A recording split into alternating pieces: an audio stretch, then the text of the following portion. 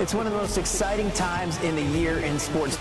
As you know, the mantra in March Madness is survive and advance. That's exactly what the Terps did today. It was a tough one, but holding on to beat West Virginia 67-65. After an eventful offseason, the Baltimore Ravens are starting their mandatory mini camp, ready to get to work with maybe the most offensive weapons this team has had ever. A new era, a big change, and a lot of excitement here at FedEx Field. At 5 o'clock, we'll talk about what the priorities are, what this team is going to be addressing. You will not want to miss that. But for now, Annalisa and Ben, I'm going to send things back to you guys in studio. This thing has actually happened. The sale is official. There was a lot of cheers. There were some chants I'm not going to repeat. We got a shirt right here. Let's look at this. I survived the Snyder era, 1999 to 2023. That's really the vibe here. A new face in charge and a new era underway for the Washington Capitals, officially introducing Spencer Carberry as their new head coach on Thursday. Adam is ready for his next step, taking his talents to overtime elite in Atlanta. So this state-of-the-art facility is expected to be completed by 2025. So that means they got to get to work, and I got to get to work as well. So that fan, she's from Silver Spring, Maryland. She's ready to unleash the fury. I'm sure everyone over here is ready to unleash the fury. Rock the red tonight. For the week, Washington, D.C. is not just the capital of the country. It's also the Major League Soccer capital of America. We got to talk about the swag here, the Bradley Beal jersey. What went into that choice today? I know I was playing my first match today. Double A here with the Harrisburg Centers and the Nats organization. What was it like when you got that call knowing you're moving another level up here? Try to get the season pass. Just because there's a new owner. Let's go. They got to have a slogan about Madison High School. All they do is win. 3 names for this franchise in the last 20-something years. 2 playoff wins, I think. So more name changes than playoff wins. I mean, do they really even need another name change at this point? One of the top football and track and field recruits in the nation from right here in the district has officially made his college decision. So this all happened very fast, but it's been building up to this for a lot of years, and it's feeling realer than ever that this really could happen. I'm pretty happy after the draft wrapped up Saturday with the players that they landed. And going back to the first couple days of the draft, the Commanders addressed their secondary first and foremost.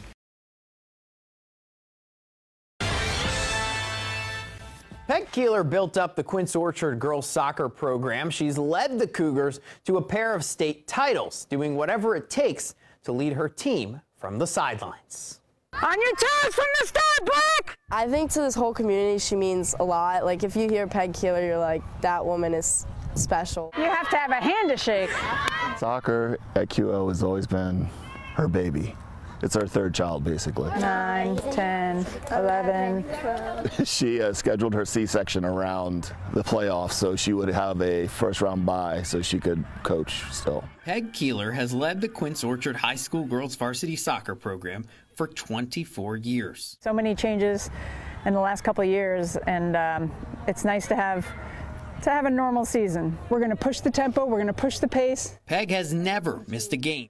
Win every 50-50 ball. She almost did last season. My initial diagnosis when I found out I had cancer was September 7th. It was 2 days before our first game. I just found out it was stage 4 because it had metastasized to the liver. At first, I was like, I just didn't understand. I was like, no, like, I didn't believe it. And then when I looked around and I saw everybody, I was like, wow, like we all were so sad. It was like a really sad, hard thing to hear. Peg found out the cancerous mass could be removed and remained resilient through her battle. I knew that as long as I was able to, that I would be coaching. In 2021, she coached her team to the state semifinals. She kept everything pretty hidden. I mean, just the tiredness, the pain, doctor's appointments, juggling 2 kids who were both playing soccer at the school, watching them play and trying to get to practice. It was difficult, but she always finds a way for things to work out. What Peg was going through, like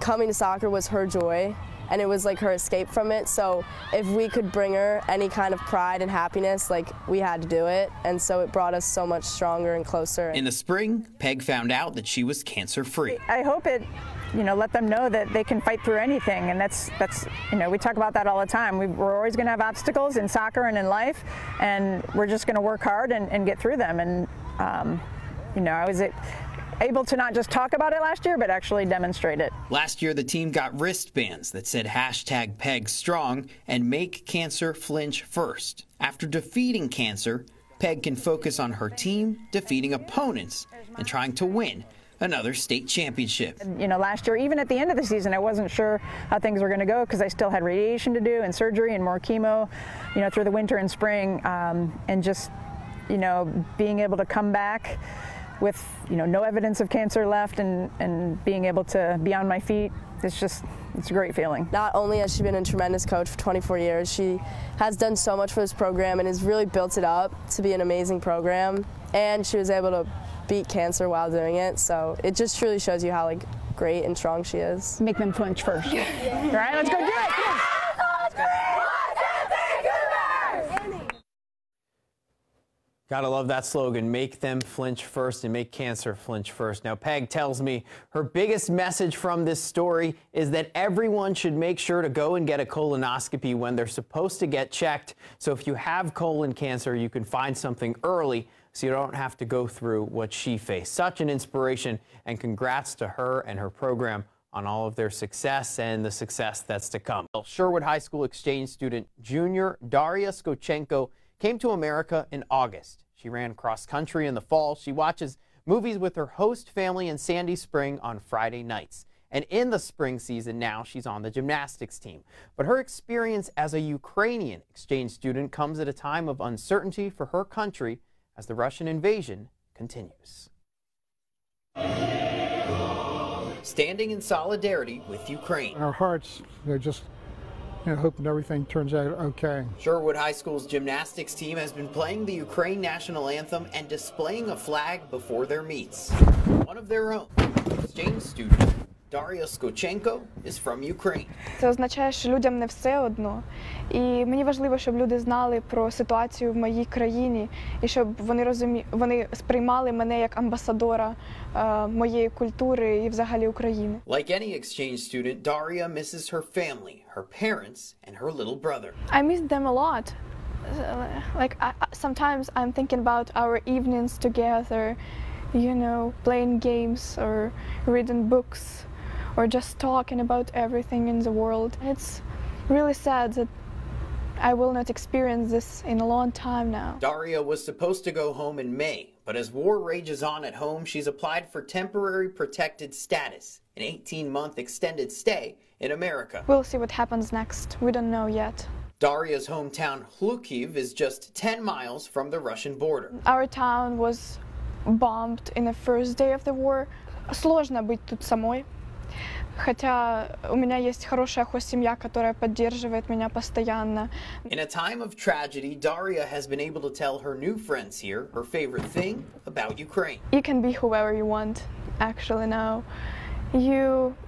It's free, democratic country. Hoping her message goes beyond Sherwood. It's important for American people and for people all around the world to keep talking about Ukraine, to be aware of what's going on, and try to help and trying to stop it as soon as possible. Waiting for the day she can reunite with her family and give them a big hug. Я не знаю, чи я выживу. После встречи с ними у меня будет, наверное, heart attack. Such an incredible young lady. I know her family in Ukraine is so proud of her, and her community and family here in Sherwood, Montgomery County, and the DMV proud as well. Daria volunteers at a local Ukrainian school on Saturdays. She's also creating a GoFundMe to try and raise money to help Ukrainian families and soldiers.